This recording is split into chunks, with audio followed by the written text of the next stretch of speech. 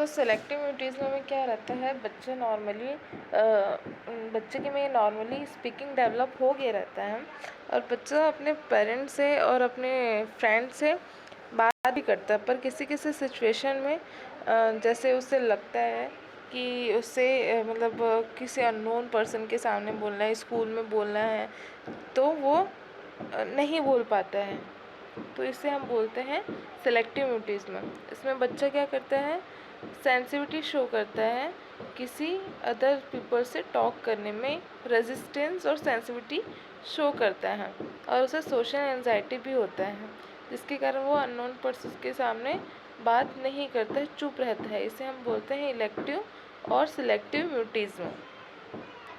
Enuresis disorder.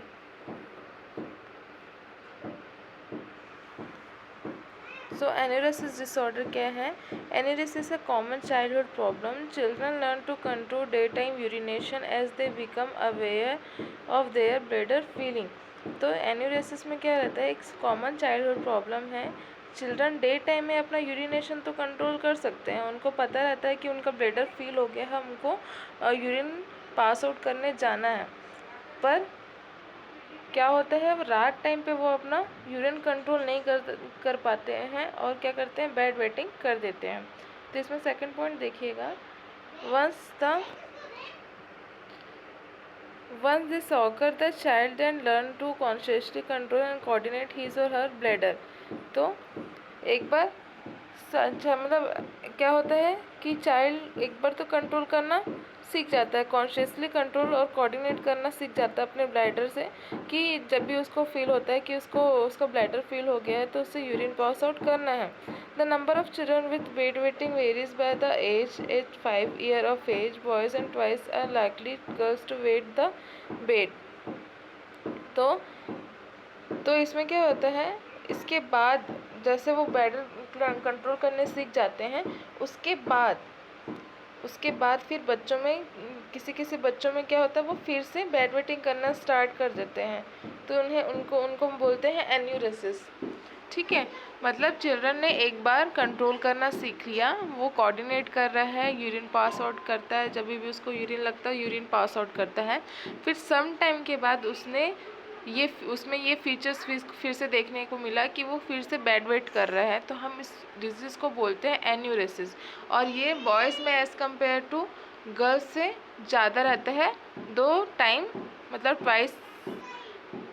Time ज़्यादा देखने को मिलता है बॉयज़ में देन गर्ल्स से। For most children bed wetting resolve on its own without treatment. तो ये जो डिजीज़ है बिना ट्रीटमेंट के बहुत सारे चिल्ड्रन में अपने आप रिजॉल्व हो जाता है। तो इसका कॉज क्या है? Cause of enuresis, the child bladder is maturing more slowly than usual. तो क्या है इसका कॉज? तो चाइल्ड का जो ब्लैडर है वो इज मैच्योरिंग मोर स्लोली, बहुत धीरे धीरे स्लोली मैच्योर होता है than usual. The child bladder hold a small than normal amount of urine. ठीक है, फिर third point, genetic. Parents who had enuresis as children are more likely to have children with enuresis. Deep sleep, physical or emotional problem are rarely cause bed wetting. Enuresis treatment. Initial treatment of bed wetting include the education and motivation therapy. Medication देंगे, motivation therapy देंगे, self awakening देंगे। हम खुद से बोलेंगे बच्चों को, जब भी आपका नींद खुलेगा आप खुद चले जाया करो बाथरूम करने के लिए। और बेड वेटिंग अलार्म, फिर हमको एज अ पेरेंट्स को पता रहता है कि उनका बच्चा रात में कब गीला करता है बेड, सुबह गीला करता है, मिडनाइट में गीला करता है, सोने के बाद गीला करता है।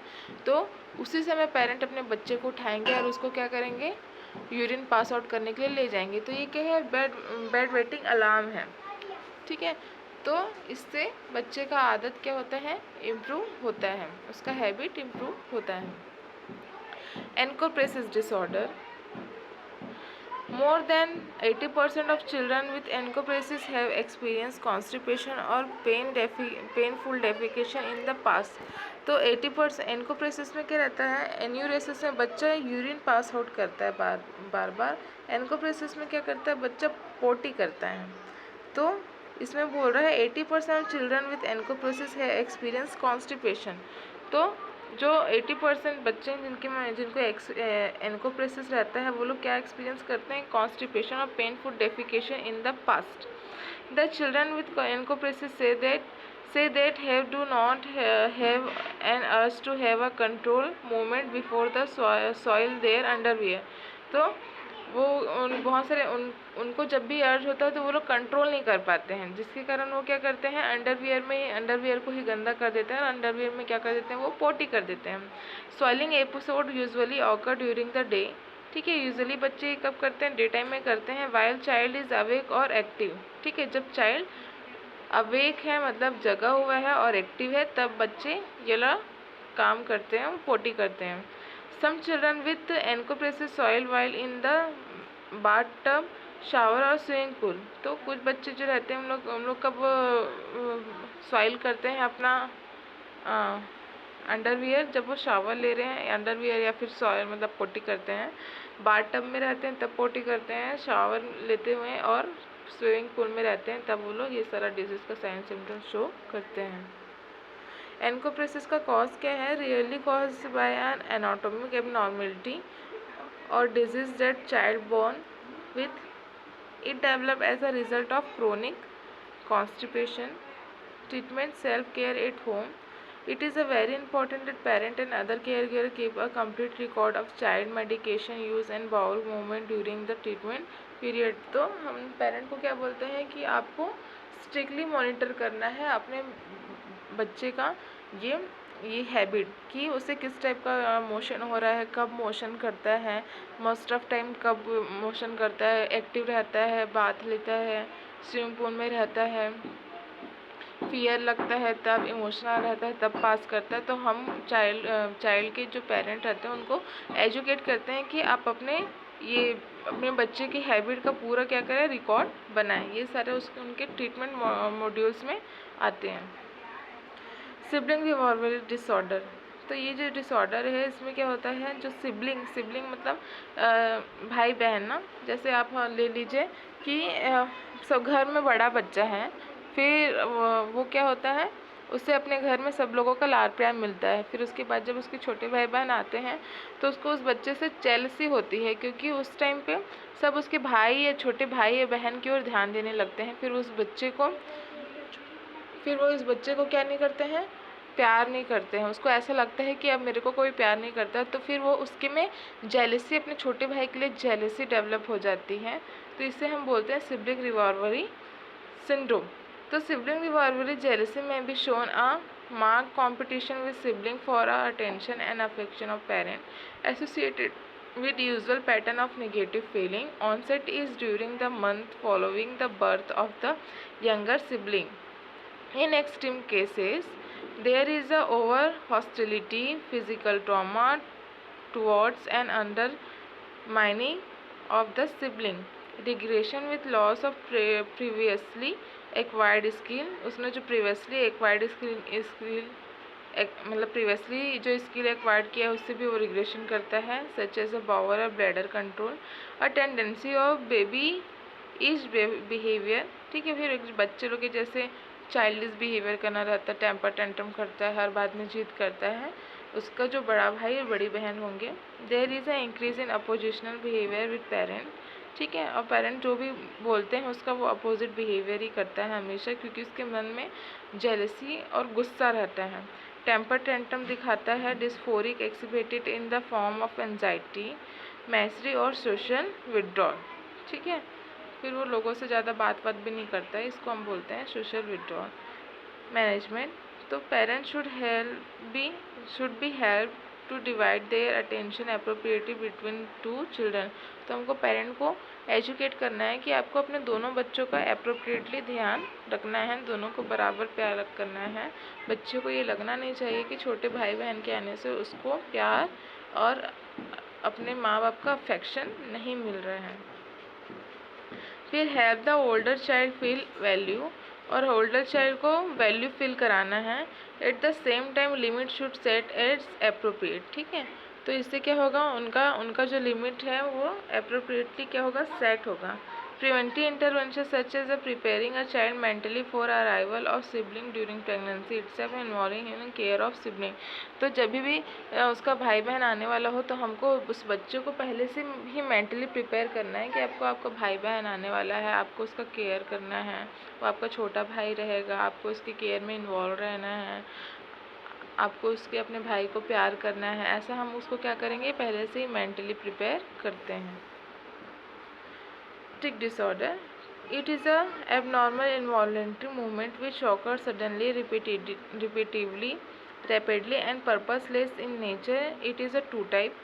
तो इसमें क्या है, जैसे टिक डिसऑर्डर जैसे कन्वर्जन होता है वैसे ही टाइप का है। इसमें क्या रहता है, एबनॉर्मली इनवॉलेंट्री मूवमेंट होता है, विच ऑकर सडनली कभी भी आ जाता है, रिपीटली बार बार होता है, रैपिडली बहुत जल्दी जल्दी होता है और पर्पसलेस रहता है इन नेचर में।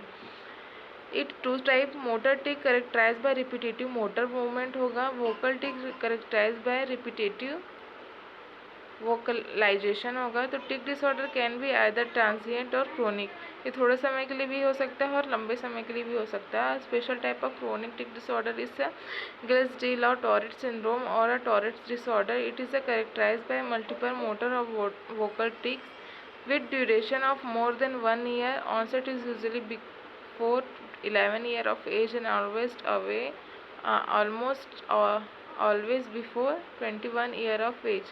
The disorder is more common in male and has a prevalence rate about 0.5 per 1000। तो मोटर टिक क्या है, सिंपल मोटर टिक है